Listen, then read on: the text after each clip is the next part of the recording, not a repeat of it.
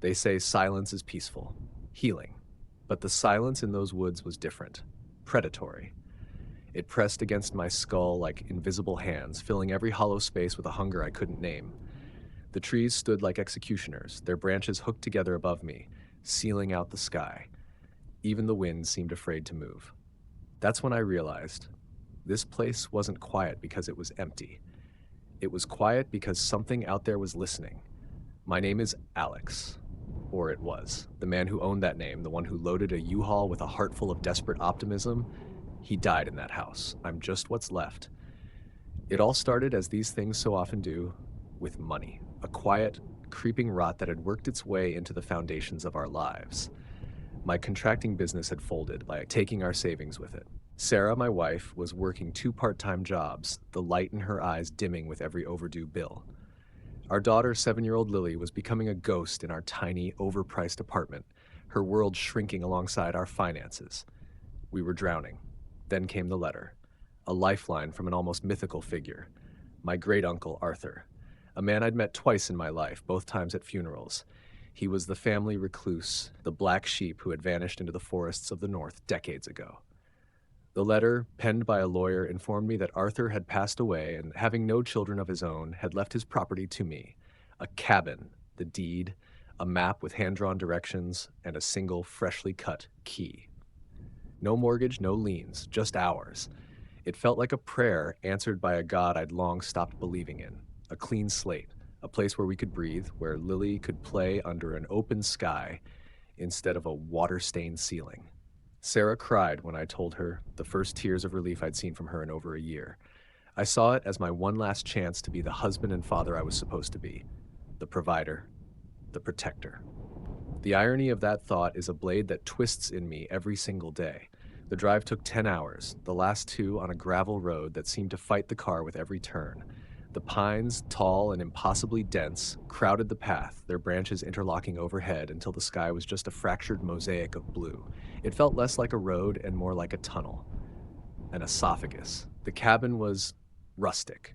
That's the generous term. It was made of dark, heavy logs, the wood stained nearly black by decades of harsh weather. A wide, sagging porch wrapped around the front, and a single stone chimney stood like a crooked tombstone against the gray sky. It wasn't charming, not in the way you see in magazines. It was imposing, it had weight, but it was solid, and it was ours. Behind it, through a curtain of skeletal birch trees, lay a lake. The water was dark and unnaturally still, a perfect polished sheet of obsidian that reflected the oppressive gray sky without a single ripple. "It's so quiet," Sarah whispered, her voice a small, fragile thing in the vast emptiness. She wasn't wrong. There were no birds chirping, no squirrels chattering in the branches. There was only the low moan of the wind through the tops of the pines and the sound of our own breathing. It was a deep, profound quiet that felt less like peace and more like expectation. Lily, however, loved it. She was out of the car in a flash, a whirlwind of pink coat and joyful shrieks, chasing pine cones across the overgrown yard. Seeing the color back in her cheeks, hearing her laugh echo in that heavy air, it settled the unease in my gut. This was the right choice. It had to be. The first few days were a blur of work. I patched the leaky roof, replaced a few cracked window panes, and wrestled with a generator that seemed to have a personal grudge against me. Sarah scrubbed and aired out the cabin, chasing away the musty smell of disuse and Arthur's lingering scent of old paper and pipe tobacco. We were making it ours. We were imposing our life onto the silence. The first wrong thing was small. So small I didn't even register it as wrong at the time. I was fixing a sticking door on the master bedroom, and I'd left my hammer on the floor by the threshold. I went out to the truck to get a can of lubricant, and when I came back, the hammer was on the nightstand across the room. I just stared at it for a second. I could have sworn, but then I shook my head. Sarah must have moved it, tidying up. I made a mental note to thank her and forgot about it. When I asked her later that evening, she gave me a quizzical look. "What hammer? I haven't been in the bedroom all afternoon." A cold little knot tightened in my stomach, but I forced a laugh. "Guess I'm more tired than I thought," I said, dismissing the first tremor before the earthquake. The second wrong thing was Lily. She was a child with a universe of an imagination, so we were used to imaginary friends. But this one was different. We were eating dinner a few nights in, the generator humming its monotonous tune outside, when Lily started talking to the empty chair beside her. "No, you can't have my carrots," she said, giggling. "Mommy says they're good for my eyes." Sarah played along like she always did. "Who are you talking to, sweet pea?" Lily pointed her fork at the chair. "The quiet lady," she said matter-of-factly. "She doesn't talk, she just watches." A chill traced its way down my spine. "What does she look like?" I asked, my voice a little too tight. "She's blurry," Lily said, scrunching up her nose as if trying to remember a dream. "And she's sad. She stands in the kitchen a lot, in the corner by the pantry." I glanced at the dark corner of the kitchen, at the deep shadows the single overhead light couldn't quite reach. There was nothing there. Of course there was nothing there. Still, I couldn't shake the image. A blurry, sad woman standing silently in the shadows of our new home. "Well," I said, forcing my voice into a cheerful register, "tell the quiet lady she's welcome to stay, as long as she doesn't try to steal your carrots." Lily giggled, and the moment passed. But a seed of true dread had been planted. I started making sure the kitchen light stayed on until we went to bed. The real turning point, the moment my logical world began to crack and splinter, came about a week after we'd arrived. It was late afternoon, the sun already beginning its descent, painting the undersides of the clouds in shades of bruised purple and orange. I was at the edge of the property near the tree line, trying to clear some fallen branches to make a proper fire pit. The air was cool and the rhythmic work was calming. The crunch of leaves under my boots, the snap of dry wood, the whisper of the wind, it was a natural, soothing symphony. Then it stopped. It wasn't a gradual fade. It was instantaneous. One moment the world was full of sound, the next it was gone. All of it. The wind, the rustle of the trees, the distant hum of the generator, even the sound of my own harsh breathing, erased. It was like a pair of noise-canceling headphones had been clamped over reality itself. The pressure in my ears skyrocketed. The air felt thick, solid, like I was wading through invisible gelatin. I stood frozen, my hands clamped over my ears, though it did nothing. The silence wasn't in my ears, it was everywhere. It was a physical presence, pressing in on me, suffocating me. I looked around wildly.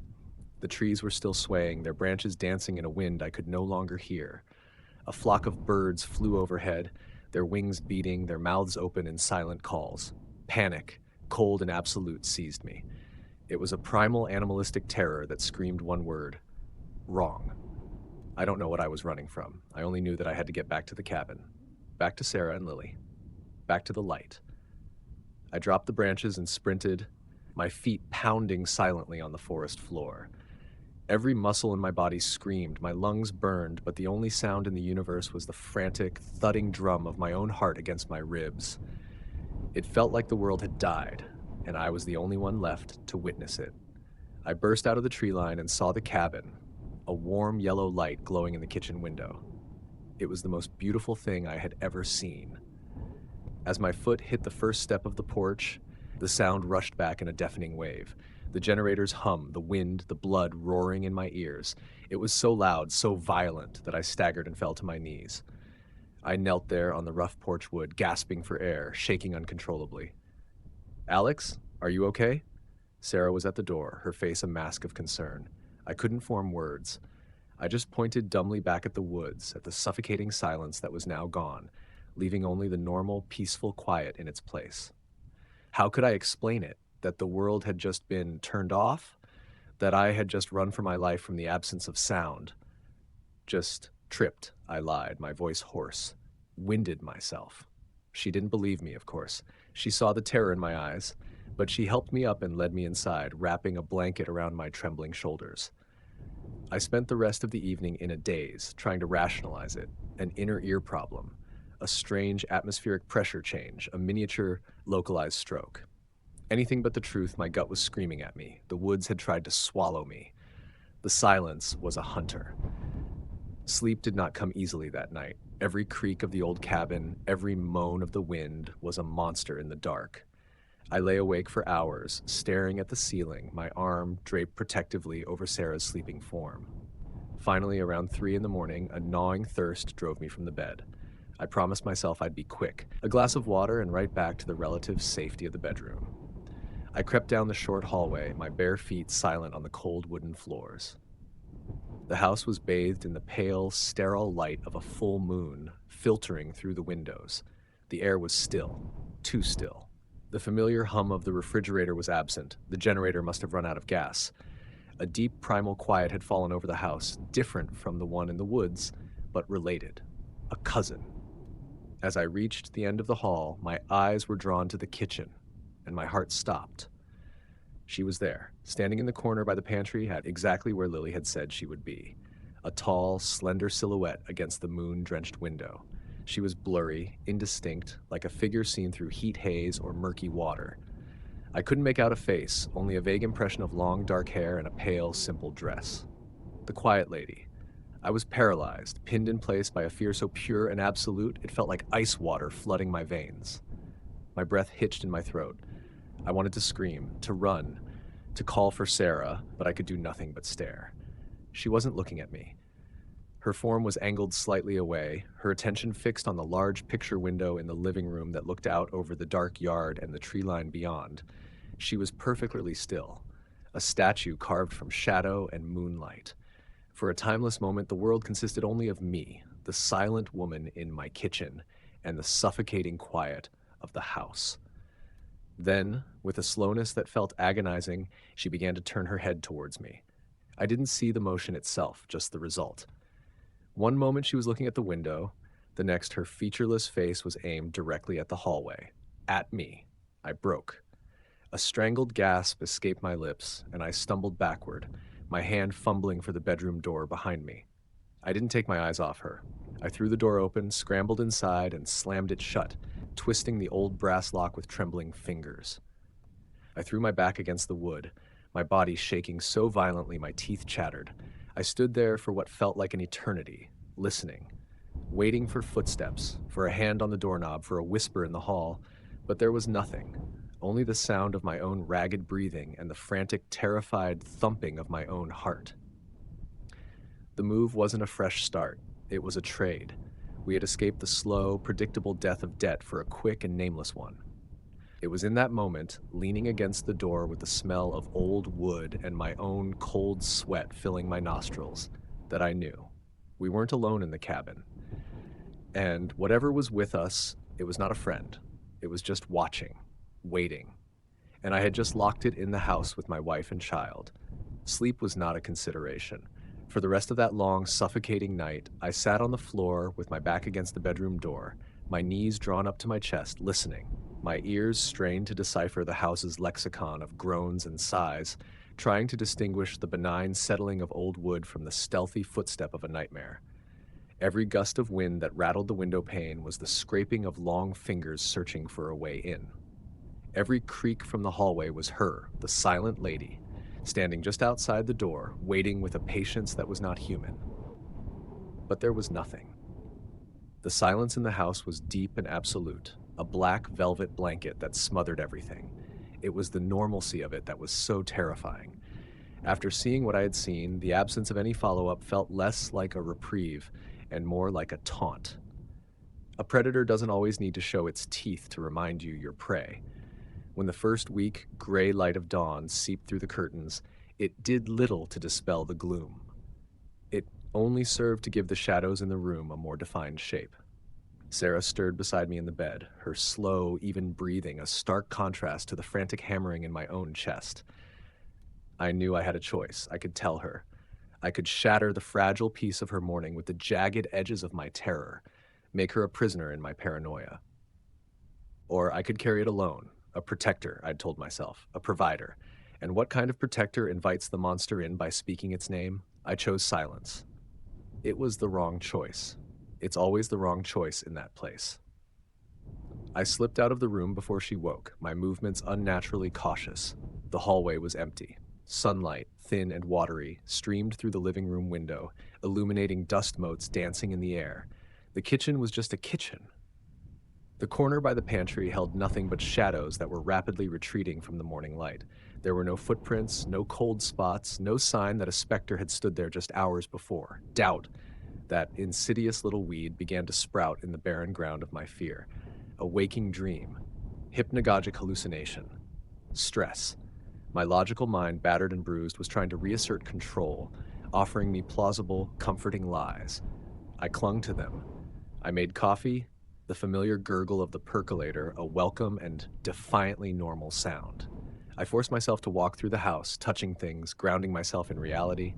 The rough-hewn dining table, the worn fabric of the sofa, the cool glass of the living room window she had been staring out of. I looked out at the same view. The overgrown yard, the skeletal birch trees, and the impassive dark line of the pines. What was she looking at? When Sarah and Lily came out, I had a mask of normalcy firmly in place. I smiled. I made pancakes. But the mask was cheap and ill-fitting. "You look like you've seen a ghost," Sarah said, pouring herself coffee. Her eyes, full of a deep and knowing concern, studied my face. The words were so close to the truth they felt like a physical blow.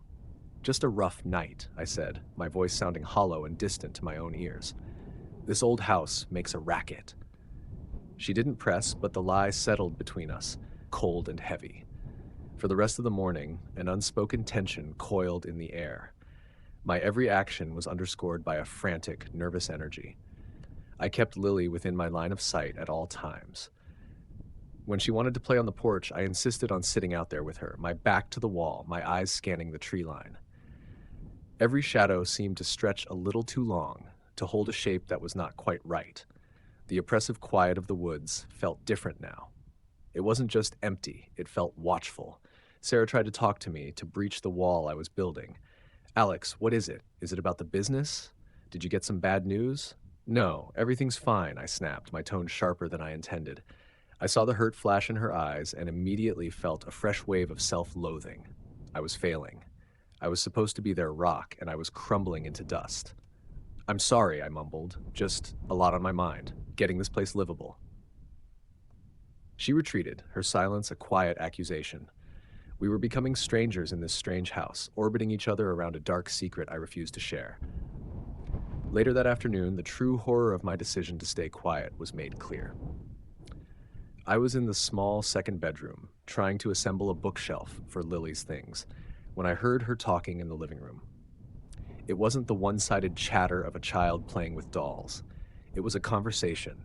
Her high, melodic voice would speak a few words, and then there would be a pause, a listening pause. My blood ran cold.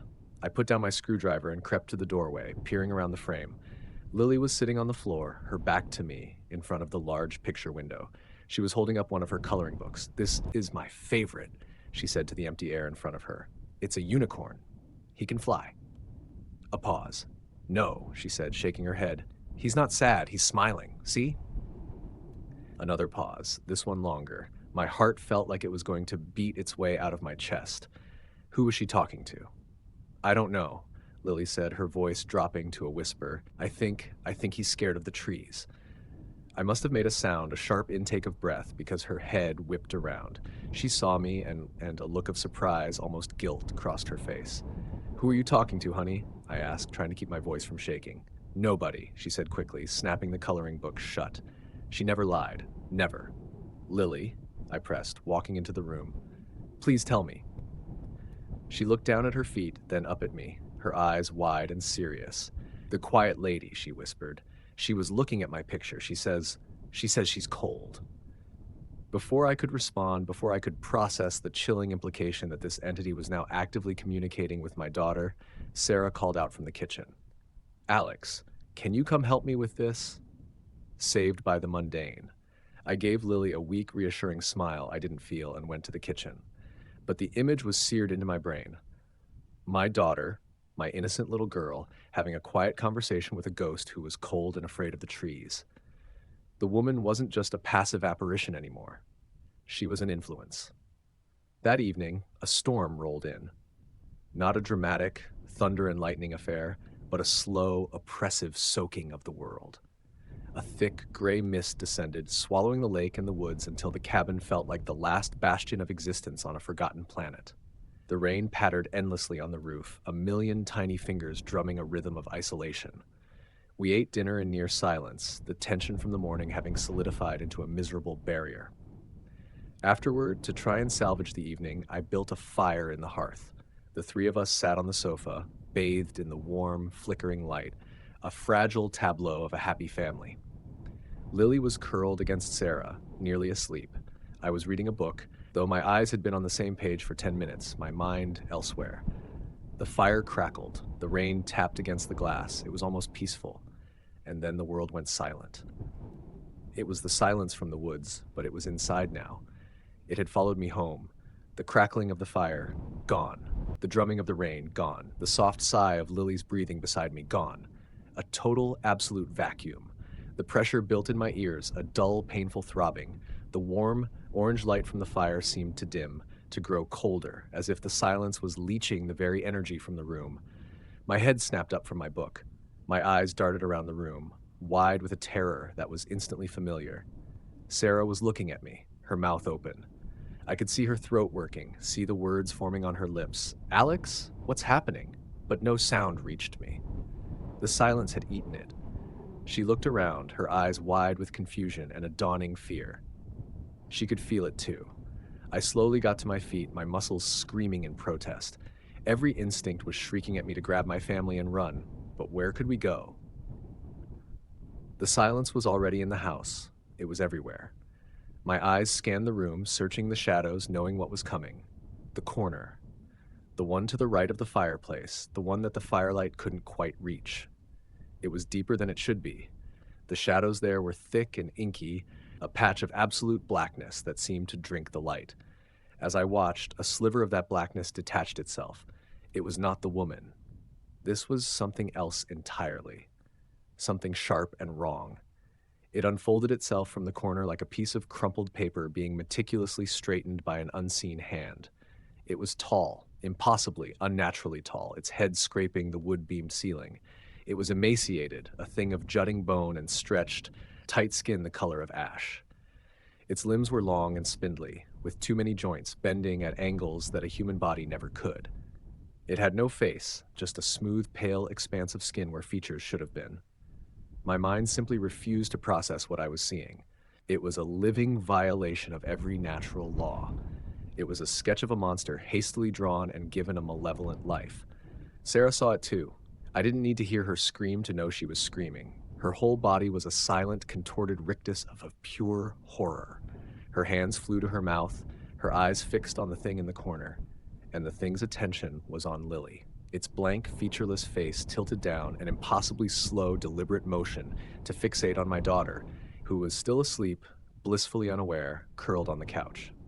The creature took a step. It didn't move like a living thing. It lurched, a stop-motion flicker, one long, spindly leg jerking forward, its foot landing on the floor without a sound. Then another, faster this time. It was crossing the room, its herky-jerky movements a grotesque parody of walking, its aim precise and unwavering. It was going for my daughter. Every circuit in my brain overloaded. Thought ceased to exist, replaced by a single blinding imperative. Protect. I moved. I don't remember deciding to. One moment I was frozen by the sofa, the next I was launching myself across the small space, grabbing the heavy iron poker from its stand by the hearth. The metal was cold and solid in my hand, a reassuring piece of the real world in this waking nightmare. I planted myself between the approaching horror and the couch, raising the poker like a sword. I opened my mouth and roared, a silent, useless battle cry into the soundless void. The thing stopped.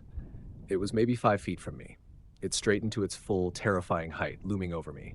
Its smooth, blank head tilted as if considering me, an obstacle, an annoyance. It took another lurching step, its long, 3-fingered hand reaching, not for me, but past me, towards Lily. I swung the poker. I put every ounce of my fear, my rage, my desperation into that swing, aiming for its narrow, skeletal torso. But I never made contact. Just as the iron was about to strike, the creature dissolved. It didn't run, it didn't fade. One frame it was there, a solid, terrifying presence, and the next it was gone, vanished into thin air, and the sound of the world came crashing back. The roar of the fire, the furious drumming of the rain, and Sarah's scream, a raw, ragged sound of pure, undiluted terror that filled the sudden sonic space. It was the most horrible and most welcome sound I had ever heard. I stood there, panting, the heavy poker held aloft, my muscles trembling from an adrenaline dump so massive my vision was tunneling. The corner was just a corner. The room was just a room. Lily was stirring, woken by her mother's scream, her face crumpled with confusion. "Mommy? What's wrong?" Sarah couldn't answer. She was staring at me, at the wild look in my eyes, at the poker clutched in my white-knuckled grip. And then her gaze shifted to the empty space in front of me where the monster had been, her breath coming in shuddering, panicked sobs. She had seen it. She had seen it all. He had seen it all. The lie was over. There was no hiding this, no rationalizing a shared hallucination of that magnitude. I lowered the poker, its tip clanging loudly against the stone hearth. I turned to face my wife, whose face was a pale, tear-streaked mask of disbelief and horror. The silence between us now was not the monster's. It was ours. It was the silence of two people whose world had just been irrevocably, fundamentally broken. "Alex," she whispered, her voice trembling. "Broken." What was that? I sank to my knees, the strength gone from my limbs. I looked at my daughter, now being held in her mother's desperate protective embrace, and then back at my wife. "I don't know," I said, and the simple, honest truth of that statement was the most terrifying thing of all. "But it's in this house with us." The shared horror did not unite us. It shattered us into three separate islands of fear. We spent what was left of the night huddled together on the sofa, a single lamp burning defiantly against the oppressive darkness that pressed in on the windows. Lily, exhausted by a terror she couldn't comprehend, had cried herself into a fitful sleep in Sarah's arms. But there was no rest for us. Every time I closed my eyes, I saw it. The herky-jerky unfolding of those impossible limbs, the featureless void of its face, the silent, predatory lurch towards my child. Sarah was a statue carved from shock. She stared into the middle distance, her arms wrapped so tightly around Lily that her knuckles were white. Her breath came in shallow, hitched gasps. We didn't talk. What was there to say? We had both seen the impossible. We had stared into the face of a malevolent absurdity, and it had stared back. The flimsy architecture of our reality had been demolished, leaving us exposed and shivering in the ruins. "We leave in the morning," I finally whispered into the charged silence. It wasn't a suggestion. It was a prayer. A desperate plea to the universe. Sarah's head snapped towards me, her eyes wide and haunted. "We leave now," she said, her voice a raw, broken thing. "Alex, I am not spending another minute in this house. It's not safe." "Look outside," I said, my voice heavy with a grim practicality that felt insane under the circumstances. "It's pitch black. The storm is getting worse. The road is a death trap, even in broad daylight. We can't risk it, not with Lily." I hated myself for the logic, for being the voice of reason when every atom in my body screamed in agreement with her. "Run. Flee. Now." She started to argue, then slumped, the fight draining out of her. Defeated. She knew I was right. We were trapped by the mundane horrors of a treacherous road and a dark night, all while a supernatural one was breathing down our necks. At first light, she conceded, her voice barely audible over the wind howling outside. "We take what fits in the car and we go. We don't stop. We drive until we see streetlights." "Agreed," I said. First light. It became our mantra, the only thought that kept the gibbering madness at bay. We didn't dare go back to the bedrooms. We stayed on the sofa, a doomed little family unit, watching the windows for the first hint of dawn, as if our lives depended on it. And they did. The house settled and groaned around us, but it was no longer the sound of old wood. It was the slow, deliberate breathing of a beast. The silence never returned, but its memory was a constant threat. We were waiting for the world to be turned off again, for the monster in the corner to finish its vanishing act and reappear beside us. Sleep, when it finally came, was a shallow, dreamless pit of exhaustion. I was startled awake by a sudden, jarring change in the light. A cold, blue-white luminescence was filtering through the windows, bright and sterile. It was morning. Relief, pure and potent, flooded through me. "Sarah," I said, shaking her gently. "It's morning. It's time to go." She was awake instantly, her eyes wild with the same desperate hope. We looked at each other, and for a moment the chasm between us closed. We were a team again, united in our single purpose: escape. I stood up, my body stiff and aching, and went to the large picture window, ready to face the day. I pulled back the heavy curtain, and my heart fell from my chest and shattered on the floor. White. Everything was white. A thick, seamless blanket of snow covered everything. The porch railing was a soft, undulating mound. The yard was a pristine, empty desert. My truck was a lumpy shape, barely discernible, buried up to its windows. The trees were heavy-laden ghosts, their branches bowed under the immense weight. The storm hadn't just passed, it had buried us. There was no road, no path, no tree line, just an endless, silent expanse of white in every direction. "No," Sarah whispered from behind me. I heard the hope in her voice die, replaced by a thin, brittle despair. No, no, no, I stood there for a long time, just staring. The sheer volume of snow was unnatural. This wasn't a storm. It was an act of deliberate burial. The forest, the land, the thing that lived here. It didn't want us to leave. The beautiful, treacherous snow was the wall of our prison, erected overnight.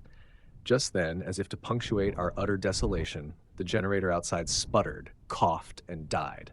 The single lamp in the living room flickered and went out. The refrigerator fell silent. We were plunged into a dim gray twilight, the only light coming from the snow glare outside. The silence that filled the house was not the supernatural vacuum. It was the simple, terrifying silence of complete and total isolation. No power, no heat, other than the dying embers in the fireplace. No way out. The next few hours were a blur of frantic, useless activity. I bundled up and tried to open the front door. It wouldn't budge. A wall of snow had drifted up against it. I tried the back door, the one in the kitchen, and managed to force it open a few inches, enough to see a solid mass of white packed against it. We were snowed in, sealed. I spent an hour on the roof, clearing the chimney flue and the generator's exhaust pipe, a terrifying, precarious job on the snow-slicked shingles. The cold was brutal, a physical force that stole the breath from my lungs and turned my fingers to numb, clumsy claws. The air was thin and sharp, and the silence of the snow-covered world was absolute. It felt like I was the only man left alive on a frozen dead planet.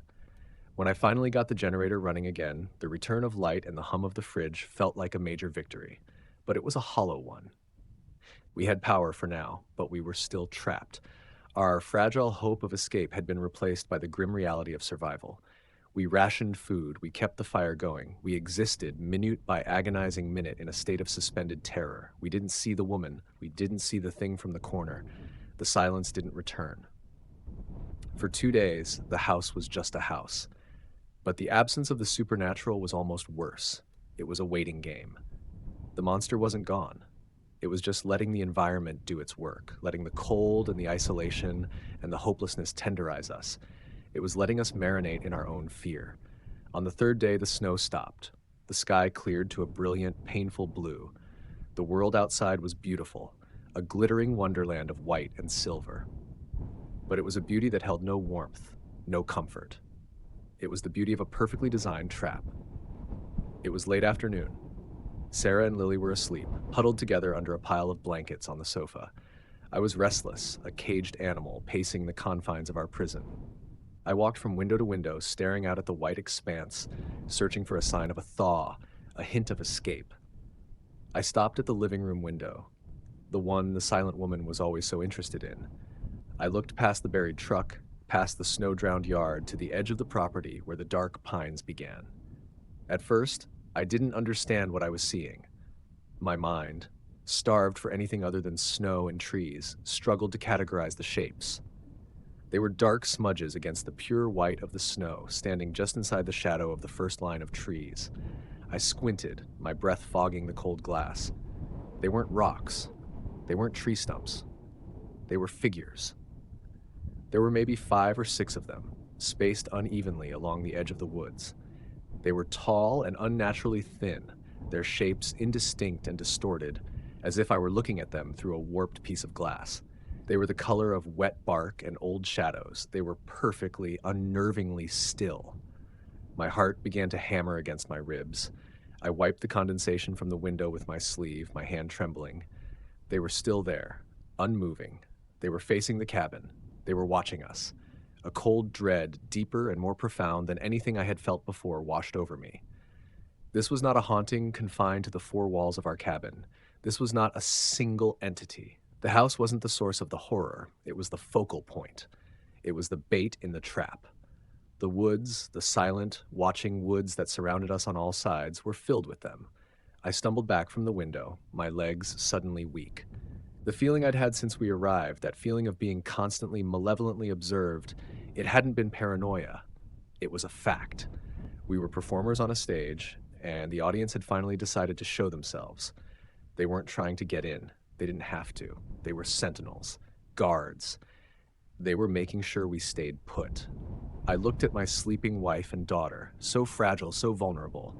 I had brought them here, to this remote place, this feeding ground. The silence, the woman, the creature in the corner, they were the prison's interior horrors. These things outside, these silent, patient watchers at the edge of the trees, they were the walls, and they were closing in. The watchers did not move. For days, they were a constant, silent feature of our landscape, as permanent as the snow and the pines. Sometimes their forms seemed to waver and flicker at the edges, like a signal struggling to come through. Other times, in the flat, gray light of midday, they looked so solid I could almost make out the texture of their bark-like skin. Their presence was a form of psychological warfare, a relentless pressure that eroded our sanity. We were prisoners under the eternal, impassive gaze of our jailers. We stopped looking out the windows. We kept the curtains drawn, creating a dim, claustrophobic twilight within the cabin. The world outside ceased to exist.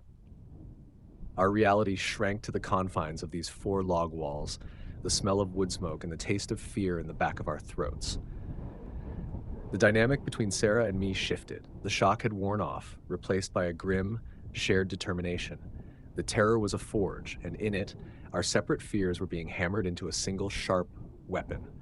We were no longer just victims. We were survivors, and our minds turned from panicked flight to a desperate, gnawing need for an explanation. Why us? Why this place? The monsters were real, but they had to have rules, a weakness, a history. And the history of this place began and ended with one man, my great-uncle, Arthur. He knew, Sarah said one evening, her voice a low, intense whisper.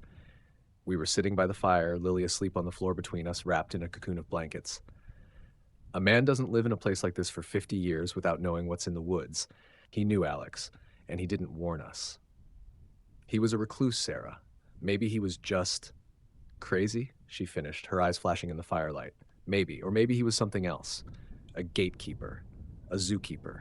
I don't know, but the answers aren't outside. They have to be in here, with us. She was right. Every instinct in my body told me she was right. Arthur hadn't just left us a cabin, he'd left us a curse. And somewhere in his miserable, isolated life, he must have left a clue. The next morning, we began the search. It was a desecration. We tore apart the life of a dead man, our hands scrabbling through his sad, meager possessions.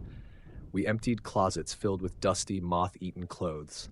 We pulled up carpets, checked under drawers, and tapped on walls, listening for the hollow sound of a hidden space. Lily, bless her innocent heart, thought it was a game, a treasure hunt. We let her believe it. Her occasional peals of laughter were a strange, painful counterpoint to the grim intensity of our work. We found nothing but the detritus of a lonely existence.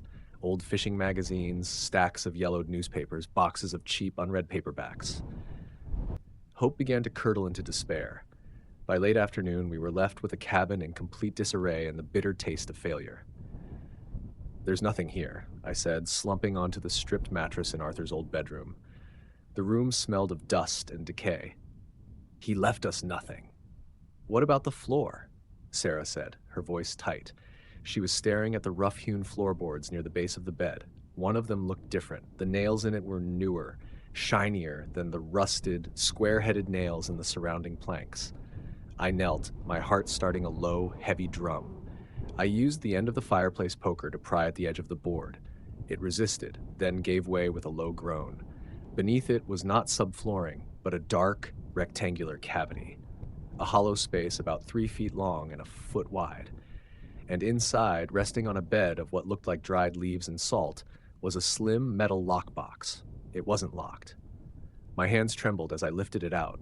It was cold and surprisingly heavy. Sarah knelt beside me, her breath catching in her throat. Lily had stopped playing and was watching us from the doorway, her head tilted with curiosity. I placed the box on the floor and slowly, reluctantly, lifted the lid. The contents were not what I expected. There was no neatly written journal, no confessional letter. It was chaos, a madman's archive. At the top was a stack of old black and white photographs, their edges curled and yellow. The first few were of a younger Arthur, a man with my jawline and a haunted look in his eyes, posing stiffly in front of the cabin. Then there were pictures of the woods, the lake, the trees. I flipped through them, my unease growing. In one photo of the lake, a smudge on the far shore looked vaguely like a tall, thin figure. I dismissed it as a trick of the light, but then I saw another, a picture of the cabin's porch.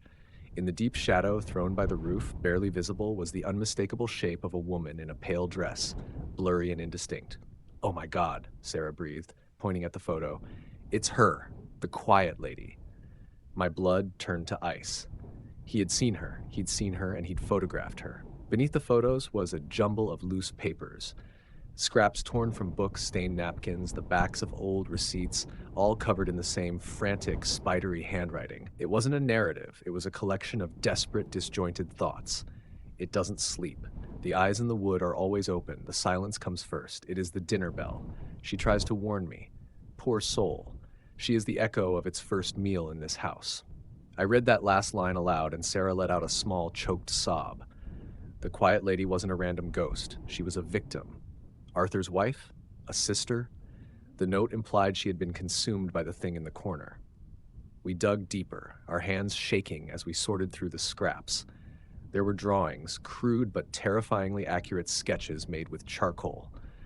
The spindly, faceless thing from the living room, its limbs bent at impossible angles, the tall, thin watchers, their bodies blending with the trees, and the woman depicted as a column of static with hollow, empty eyes. Arthur had documented his tormentors. Then we found the note that changed everything. It was written on the back of a deed of sale for a property in Arizona dated just 3 months before his death. A bargain is struck. The house must not be empty. It is an anchor, and it holds them to this land. If the anchor is lifted, they are free to follow. But it can be passed. The hook can be moved to a new fish. Blood calls to blood. It requires a new family to take the old one's place. I read it twice, then a third time, the words blurring as the monstrous, unthinkable implication crashed down on me. This was not a haunting. This was a transaction. Arthur hadn't been trying to survive the entities. He'd been trying to escape them, and he had found a way. He'd found us. He passed it on, Sarah whispered, her face ashen. He gave it to us. The cabin wasn't a gift. It was a prison sentence.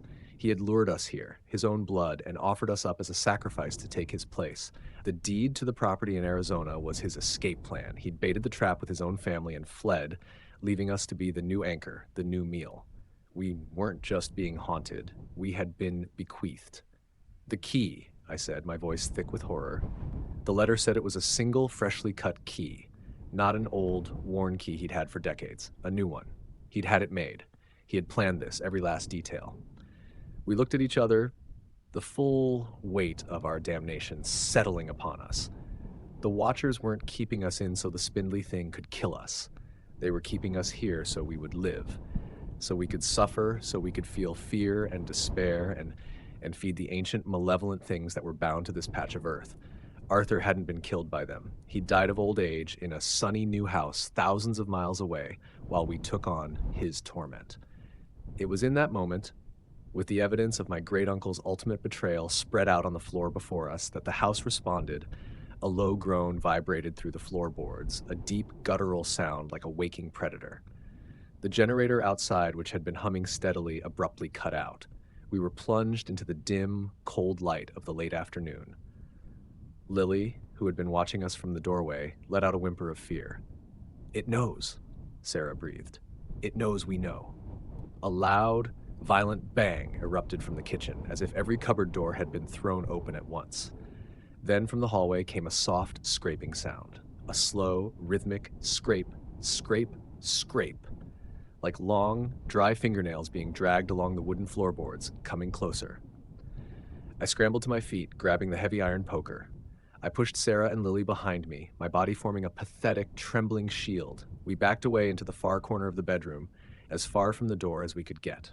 The scraping stopped directly outside the bedroom door. The house fell into a profound, anticipatory quiet. Not the supernatural silence, but something heavier. A waiting silence. I stared at the door, at the old brass doorknob, expecting it to turn. But it didn't. Instead, the air in the room grew cold, the moisture in our breath pluming in front of us. A patch of wall next to the door, a solid section of dark, heavy logs, began to shimmer. The texture of the wood seemed to loosen, to warp, like a digital image breaking down into pixels. From the shifting static, a blurry, indistinct form began to emerge. It was her, the quiet lady. She was manifesting not as an apparition, but as if she were bleeding through the very fabric of the house itself.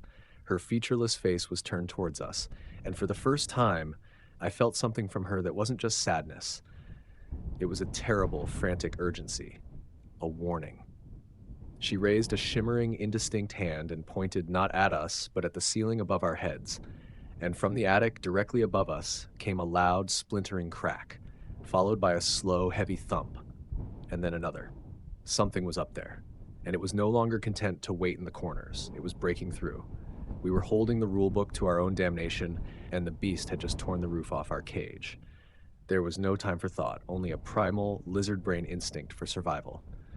The woman's warning, the splintering crack from above, it was the gunshot from the starter pistol for the last, desperate race of our lives. "Move!" I screamed, the word tearing from my throat. I grabbed Sarah's arm, pulling her and the whimpering Lily away from the corner of the room. "The living room! Now!" The ceiling above us sagged, plaster dust raining down. A long, dark crack split the white surface, and from it, something impossibly thin and black, like the leg of an enormous insect, probed the air. We didn't wait to see the rest of it. We scrambled out of the bedroom, a panicked tangle of limbs. The house had become a living entity, and its sole purpose was to stop us. As we ran down the short hall, the doors to the bathroom and the other bedrooms slammed shut with concussive force, the sound echoing like gunshots. The scraping was no longer confined to one location. It was coming from inside all the walls around us, a frantic, multi-directional scrabbling, as if 1,000 rats with steel claws were trying to chew their way through the wood to get to us. We burst into the living room. It was our only defensible position. The room was larger, with the fireplace poker, my only pathetic weapon, and the fire itself, a small flicker of defiant warmth in a world that had gone murderously cold. As we stumbled towards the hearth, the world went silent. It was the 5th time, and it was the worst. The silence clamped down with the force of a physical blow, absolute and suffocating. The pressure was immense, making my teeth ache and my vision swim. Every frantic, silent gasp for air was a battle. Outside the picture window, I saw them, the watchers. They had moved. They were no longer at the tree line, but had advanced halfway across the yard. A silent, static-filled congregation of faceless horrors drawn to the final act of the play. And in the center of the room between us and the fireplace, the air began to shimmer and distort. It wasn't unfolding from a corner this time. It was coalescing out of nothing, gathering the shadows and the silence and giving them a form, the spindly thing. It grew into the space, its limbs knitting themselves together from strands of darkness until it stood at its full, ceiling-scraping height. Its featureless face turned towards us. The final confrontation was here. Lily screamed, a silent, heart-wrenching shriek that I could feel more than hear. The monster's attention snapped to her. It took a lurching, stop-motion step, its joints popping without a sound. It was ignoring us. It was going for her. It was then that Arthur's words, his mad scribblings, flashed in my mind. It is an anchor. It doesn't want to kill you. It wants to keep you. She is the echo of its first meal. It didn't just want our fear. It wanted our presence. It wanted to consume our lives, our hope, our very essence, until we became like her. A sad, blurry echo trapped in the walls forever. Arthur hadn't died here. He'd escaped by giving it a new family to feed on. The anchor wasn't us. It was our claim to the house, the inheritance, the bloodline. We were the new fuel for the fire. And the only way to stop a fire is to smother it, or to run and let it burn itself out. A desperate, insane idea sparked in the terror-flooded darkness of my mind. We couldn't escape the woods. We couldn't fight this thing, but we could evict ourselves. We could destroy the anchor. "Sarah!" I yelled, though no sound came out. I pointed frantically at the fireplace, then at the heavy curtains, the sofa, the pile of Arthur's cursed notes and photos we had left on the floor. "The fire! Burn it! Burn it all down!" For a second, she stared at me, her eyes wide with uncomprehending horror. Then a flicker of understanding, a sliver of hope in the abyss. If the house was the prison, we had to tear it down. The spindly thing took another step, closer to Lily. I did the only thing I could. I charged it. I ran directly at the monster, the heavy iron poker held in a two-handed grip.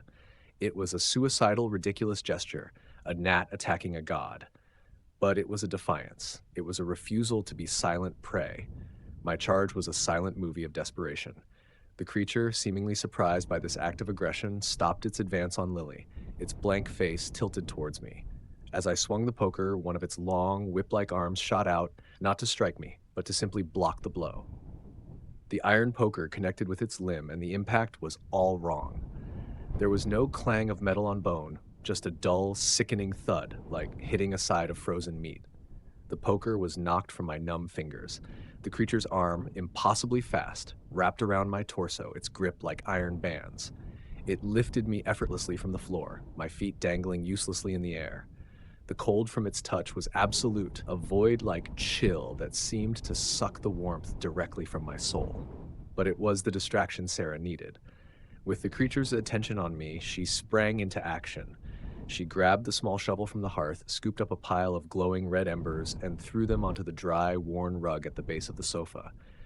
Then, she seized the pile of Arthur's papers and photographs and thrust them into the embers. The old, dry paper caught instantly. A small, hungry flame erupted in the silent room. The spindly thing registered this. It hesitated. Its grip on me loosened slightly. It seemed torn between crushing the life out of me and dealing with this new, unexpected threat. Sarah didn't stop.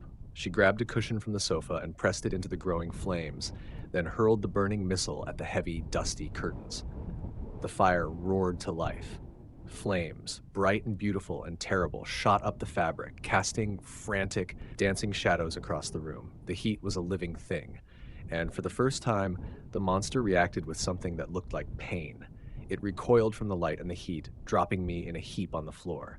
It took a stumbling step backward, its form wavering, destabilizing in the chaotic, flickering light. The silence it commanded was being assaulted by the fire's silent, violent roar. "Lily! The window!" Sarah screamed, her voice still trapped in the vacuum.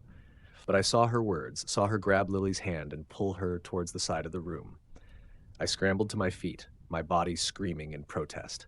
The spindly thing was recovering, its dark form solidifying again, turning its faceless head from the fire to my wife and child.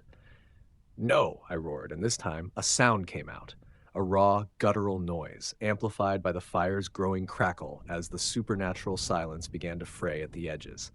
I grabbed a small, wooden end table and hurled it at the creature. It shattered against its torso, having no effect, but the act itself, the noise, the violence, seemed to push it back. The fire was our weapon. Chaos was our shield. It fed on quiet despair, and we were giving it a symphony of destruction. The curtains were now a pillar of flame. The sofa was catching, thick, black smoke beginning to billow across the ceiling. Sarah was at the window, pulling uselessly at the sash, which had been painted shut decades ago. "Break it!" I yelled, my voice now clear and loud as the roar of the fire finally shattered the silence completely. I grabbed the poker from the floor. The spindly thing was advancing again, moving through the smoke and heat, a relentless nightmare. But it was slower now, more hesitant. The house groaned around us, a deep, agonized sound of tormented wood. It was dying. Sarah picked up a heavy lamp and swung it with all her might into the window pane. The glass exploded outwards into the snow-covered night. Cold, clean air rushed in, mixing with the choking smoke. "Go! Get her out!" I screamed. She pushed Lily, who was sobbing with terror, through the broken window. The girl fell into the soft snowdrift below. Sarah clambered out after her. She turned, her face smeared with soot, her eyes pleading. "Alex, come on!" The spindly thing was almost on me. The fire was roaring, the heat blistering. The whole cabin was an inferno. I looked at the creature, this ancient, nameless horror, and for a split second I saw past my fear. It wasn't a monster in a house, it was a parasite, and we had just set its host on fire. I gave it one last hateful glare and threw myself backwards out the broken window. I landed hard in the deep snow, the fall knocking the wind from me. I rolled over, gasping in the frigid air, just as the roof of the porch groaned and collapsed in a shower of sparks and flame. We ran. We didn't look back. We plunged into the snow, away from the roaring, burning pyre that had been our prison. We ran until our lungs burned and our legs gave out, finally collapsing in a heap behind a snow-covered ridge a few hundred yards away. From there, we watched the cabin burn. The flames reached high into the night sky, a single defiant finger of orange against the endless black of the pines. The watchers were gone. The woods were just woods again. We were found 6 hours later, on the verge of freezing to death, by a snowplow driver clearing the main road. The official story was a tragic accident. A family new to the area, victims of a faulty generator and a chimney fire, their cabin burning to the ground in a winter storm. We didn't correct them. Who would believe us? We left that part of the country and never went back. We lost everything in that fire, but we survived. We are scared, Sarah and I, in ways no one can see. Lily has no memory of the creatures, only of a scary fire. For that, I am eternally grateful. But I remember. I remember it all. I remember my great-uncle's final damning note. If the anchor is lifted, they are free to follow. We destroyed the anchor. We severed the tie that bound those things to that patch of land. We freed ourselves, but in doing so I have to wonder, did we also free them? We live in the city now, surrounded by the noise and the light of millions of people. But some nights when I'm the last one awake and the house falls quiet, I can feel it. A familiar pressure, a hungry kind of quiet. And I wonder if they are still out there, silent and patient, just wandering the world looking for a new house to call home, looking for a new family to anchor to.